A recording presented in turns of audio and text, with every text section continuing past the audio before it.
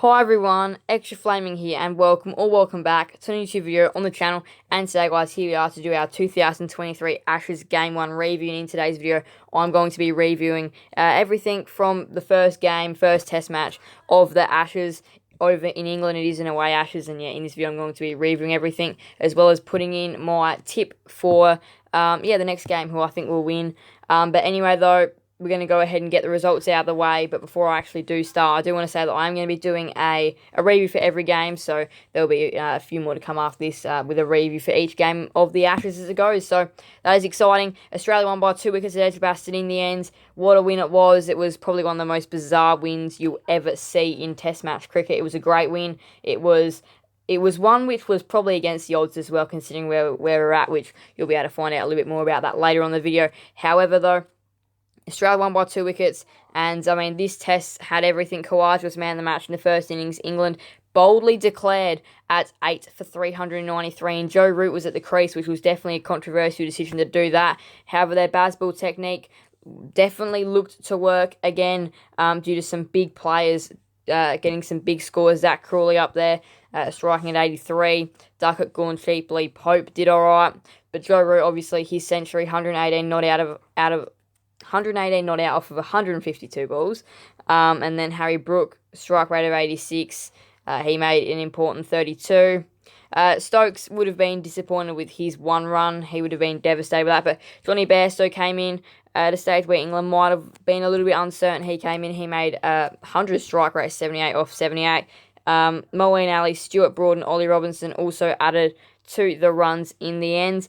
But yeah, it was definitely a strange call declaring, especially when you've still got Root and Robinson at the crease. You don't have to declare at 8 for 393. They could have gone further, and you'd think, looking back on the game, probably only they would have needed 40 or so more runs just to win.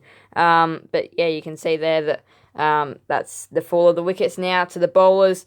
Hazlewood took 2. It was interesting leaving Stark out of the side, probably controversial as well, but maybe it was a good thing. Very happy that Boland kept his spot. He was expensive though, 1 for 86, which Boland, Lyon and Green were expensive. It was Cummins and Hazlewood that had the good economy rates. So yeah, Nathan Lyon took 4 wickets. He proved big, and then Green with the 1 wicket.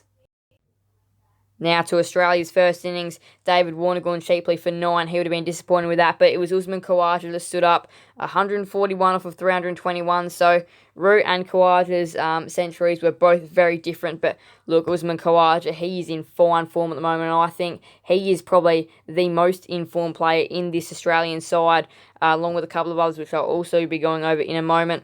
Marnus Labuschagne, golden duck, disappointing for him. Steve Smith made 16 off 59. And then it was Travis Head who made another quick fire 50. He is our Bazball style player. He's the one that goes out there and just smashes the balls around.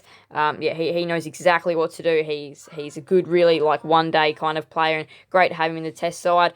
Cam Green, he made 38 off 68, so some crucial runs there. Alex Carey is another one in form at the moment. He made 66 off 99. He was really good. But yeah, he's in form at the moment, is Alex Carey. He's really in form at the moment. Speaking about informed, Pat Cummins is another one which I'm going to go to. He ended up being the match winner. He made 38 in this first innings. And yeah, that included some vital sixes as well. And then obviously we know his bowling is brilliant. And then yeah, Lyon, Boland, Hazlewood, no surprise that they're going cheaply. England's second innings started off in the worst way possible, losing Crawley for 7, Duckett for 19, Pope for 14. So their top 3 couldn't fire in this one. Then Root and Brook both made 46 off 55 for Root, 52 for Brook. So that was impressive there for them too, which just started to steady the ship. Ben Stokes, he bounced back. He made 43, so it's not like it's a massive score, but it's definitely something, and something which the English definitely needed as well. And then Johnny Bairstow made 20, Moeen Ali made 19, Ollie Robinson made 27, Broad made 10, and Anderson made 12, so the lower order chipping in to get some runs. Pat Cummins this time was the main. He was a striker which got the wickets. 4 wickets for Paddy Cummins, 1 for Hazlewood, 4 for Lyon, again, who is in good form at the moment, 1 for Boland, 0 for Green, but only bottom for the 2 overs. And this time, Bazball was restricted. Boland was the only real expensive one, with Lyon, Hazlewood, and Cummins both having economies under 5, and Cummins and Lyon both having economies under 3.5. And you can see The Bazball didn't quite work out for England in this second innings. You can see there that most of them didn't have, well, I don't think anyone had a strike rate above 100. There were a couple in the 80s, but most 60 or below. And then you can see there the wickets, it was quite a consistent fall. Now we go into the biggest innings of the game, Australia. There was a bit of rain in this innings at the start of day 5, wondering whether we were going to see action on day 5. In the end, we did. And that was going to prove critical to whether we got over the line or not. Khawaja made 65, which is why he was the man of the match. He was the one which still stayed out there and gave us that hope. Warner, he made 36, pretty good. 13 for Labuschagne, so definitely not his series, not his game. Steve Smith, not his game either. He fell cheaply for 6. Boland, the night watchman, did a great job. He made 20 off 40, some crucial runs, and just survives, and we didn't lose another wicket at the end of the day. Fresh in on day 5, Travis Head, he came in. He made a couple of runs, hitting a few boundaries, but again, dismissed relatively quickly.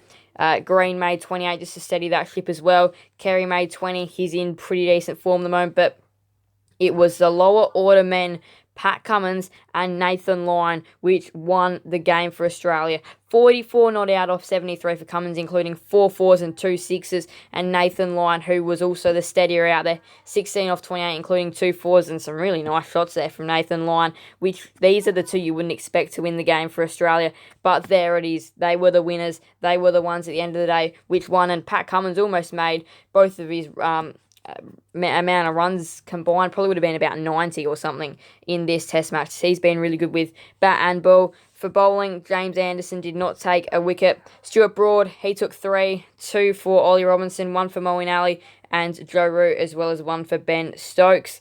So, yeah, and I think I forgot to show you the England bowling figures in this one. But there you go.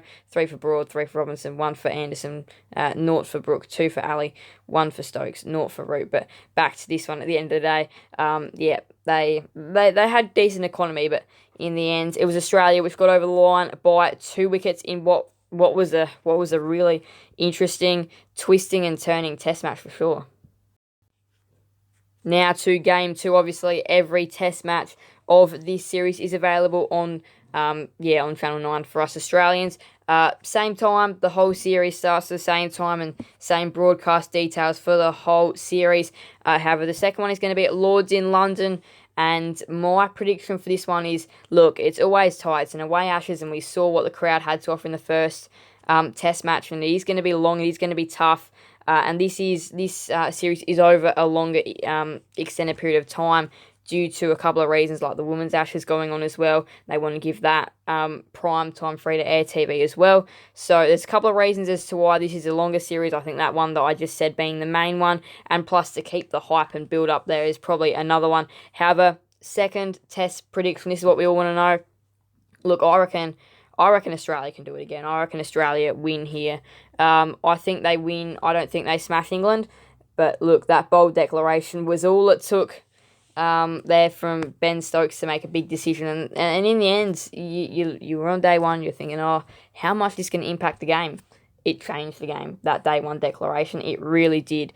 It changed the game for sure. And yeah, in game 2, I think Australia win by another small margin. I don't think you can smash this England side unless if anything goes horribly wrong for any team. I don't think there'll be a lot of smashings in this series. Make sure to let me know your predictions for game 2 in the comment section, and feel free to let me know what you thought of game 1. We've got a really exciting Ashes series coming up, and this is a channel that you want to be to get all the reviews for the Ashes series. Thank you guys for smart watching. Please do make sure to leave a like and subscribe and hit that notification bell. See you guys next another video on the channel. Thank you guys for smart. Bye everyone. Extra Flaming outs.